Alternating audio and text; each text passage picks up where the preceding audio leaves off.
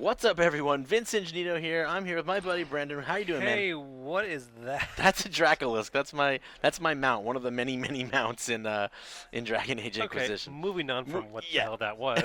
What are we here to talk about today? Well, today we're here to talk about the tactical camera, Ooh, and the tactical camera is an awesome tool that we have now in Dragon Age Inquisition that allows us to stop combat and kind of issue orders to my cohorts. It's a very powerful tool, but the game only gives you the slightest inkling about really how it's used. I So want to say I love Dragon Age Origins' tactical menu. Was not very happy with Dragon Age 2, so I'm glad to hear that we're back in this tactical overview that Oh, you can do. absolutely, and it has a tremendous impact on how the game is played. Mhm. So, you enter the tactical view on PS4. It's just clicking in the center pad, Mhm. and on Xbox One, it's just pressing the back button.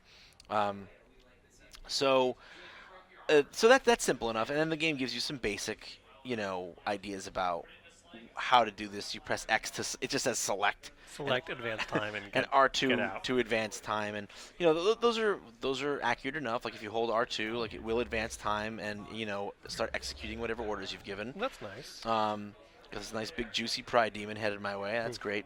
Um, but it doesn't really tell you much of anything else. So I wanted to give people a sense of some other juicy little things that you can do with the tactical camera. Okay. So one of the things you can do with it is this. Ooh.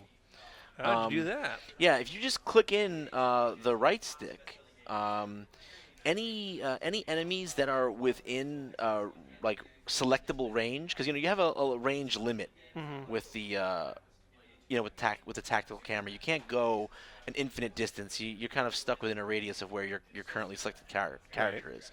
But if you tap R3 within that radius, it will automatically cycle between all available targets in that And it radius. lists out some good stats. Oh yeah, absolutely. Which you don't need to use R3 to do that. You can just that's a good point though. Yeah, if you just mouse over or cursor over, however you want to say it, an enemy, you can see what level it is, what its current and total hit points are, its armor I level. see, but by clicking in, you actually lock onto them. Yeah, by clicking in, like, because sometimes, like, if I'm here, if I'm doing this face down, thing, like, yeah, I can see on my mini map there's an enemy in front of me, and like, yes, I could just survey like that, and you could select guys like this, but it can be a little bit awkward. Is my cursor on him right now? Is it not on him right I now? see. Is my cursor on this guy? There Okay, you it go. kind of is.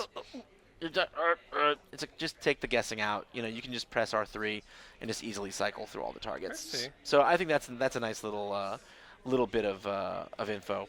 Now, another thing that's important to know about the tactical camera is that you can also issue a command to interact with things in the environment that are interactable. So, for instance, when you're in a rift fight, you know that you can have your character, the Inquisitor, interact with the rift to disrupt it. Well, you can actually give that as a command, Oh, which is during again battle. not during battle, which is again not really not really a something that they surface to you. So yeah, you can select your character, have them do that, and you'll see the little thing comes up over your character's head, interact. Um, so yeah, what we're gonna do right now is we're gonna let Sarah go out there and kind of get killed. But before I do that, let me clear our commands here. Yeah, here's another important thing to note about commanding your party, not directly related to the tactical command, for instance, but if you Mhm. press L1, it will bring up this menu, which is usually for your potions, but it also gives you the option to hold position for the whole party, clear all Uh-huh. commands, disengage, which allows you to run from combat, and just have everyone attack whatever your current target is. And these can be very useful because, so like if I'm Sarah and I want to attack this pride demon, I mouse over him, I hit X, that gives me a basic attack command. But then if Yeah, I want everyone else to attack that same target, I can just press L1, bring this up, say attack my target, bam, now ah, everyone is attacking that that is target. nice. So it's a lot easier. Same thing if I want to like have everyone stay behind, but I Mhm. want one character to flank out. That's So having some stay back in, fire range or get out of the distance of a harmful attack. exactly. And if you want to, in the tactical view, you can do that by default, pretty easily. Mhm. And I'm going to show you guys that now. So if you want to just give someone a hold command, like if I just want my mage, who's my character Lorenz, if I want him to just sit here where he is and never move, all I have to do is just click on himself, Oh, and it'll hold position. So that's pretty simple. Also, if I want someone to move to a location, see, this is another weird thing. You can't necessarily queue up attacks in this. I missed Um, that from the first game. yeah, you can't give a whole full queue of commands. What you can do though is you can stack some commands on one on top of another to a certain degree. And one of those things is you can stack move and hold position commands. So um, if I want my Sarah, my rogue, to stand out here in the middle of all the action Yeah. and not move, which is not a smart tactical choice, obviously. But if I want her to do that, I would click once to have her move there, Yeah. and then I can click a second time, and the thing over her head will say hold position, But it's showing in that area. but it's going to actually hold in that area. So you'll see she will walk to that area now, and well, she's going to get caught up on this pride demon on the way, but now she will go there and hold position. Oh, good. So yeah, that's pretty neat. We're going to let her just kind of stand there. I'm kind of hoping she'll perish. Don't Actually, worry about her. yeah. So here's another thing you can do with the tactical camera. Now again, I said you can't really queue things up. Yeah. But that wasn't entirely true. Vince, how could you? I know I'm kind of a liar. One thing you can queue up is you can have someone do a command and then give them a move order, but you have to do it in reverse order, which doesn't make a lot of sense. So, for instance, I'm going to need some visual representation. yes, we're going to give you some visual representation. So, I'm going to move my character in a little bit closer with the rest of the party. Here we go. Okay, now let's say I want my mage here to cast barrier on these three characters, but then I need him to get out of dodge. All right, that's okay? a good tactic. Yeah. Intuitively, you'd think, oh, maybe I command him to barrier and then I have him move. No, that's not what you do. So you actually have to give the move and the hold order first. So if I want him to back up and hold here, Yeah. I give him that order first. Yeah. And then, after I give him that order, Uh-huh. I give him the barrier order and place the barrier and hit X. And now you'll see how this plays out. All right. Barrier. Gets knocked back. He's supposed to be Decides moving to not that to leave. location. See, this does happen sometimes. This isn't. Yeah, sometimes the character gets like stuck in a He just in gotta basic kill him. attacking, but you can see like the order is still there for him to you move can there see and there hold. still is the And hold command. If not for the fact that he's been programmed to just attack things that are in his general vicinity. because you can still kind of set things that you they can- should do. Exactly. He would have then still followed this. So if you had him as this more of a command. defensive, then Right. he would have But the- opted not to attack. Sure, but the point is that you can, at least in some limited way, queue up, queue up the commands. Have them, but you just have to have them give the move order and the hold order first, and then you would. So I guess it takes some experimenting to see what moves are able to be stacked with move yeah, commands. absolutely and it what does. what works best with the passive abilities and indications that you've given them.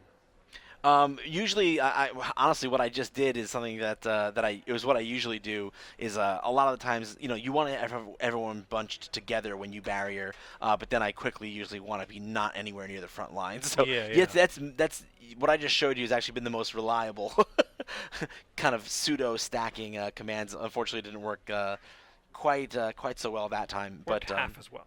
yeah, it worked Which is approximately better than half none. as well. And one more thing that you can actually do with this is if I can just jump in with one of my characters here and just kind of, I'm trying to get myself killed right now. Honestly, is what I'm trying to do. Because there's another important thing you can do with the tactical camera. Almost dead with this character, so we should be almost there. Come on, big and ugly. Hit me. That's such a great laugh. Come on, stop laughing and kill me. Oh, you got Okay, backhanded. almost dead. She's Oh, not that's right. barrier. She has the barrier, the last minute barrier. This is comical. Looks like your elf might get knocked down too. Yeah, I just want to die. Ooh, she's got an ugly face now. Oh, no, she's down. Okay, cool. So I'm going to show you now that Maybe- character is maybe dead. everyone's Sarah gonna died. die. That's totally fine. So now that we've got that, let me show you. Clear those commands just in case of any weirdness. So Sarah is down. She's dead. She's right here. And actually, if I select another character who's up and click on her with X, I will Interact. actually Oh, is she not fully down yet? Is she? What's her deal? Oh, I see. Whoops. Sorry.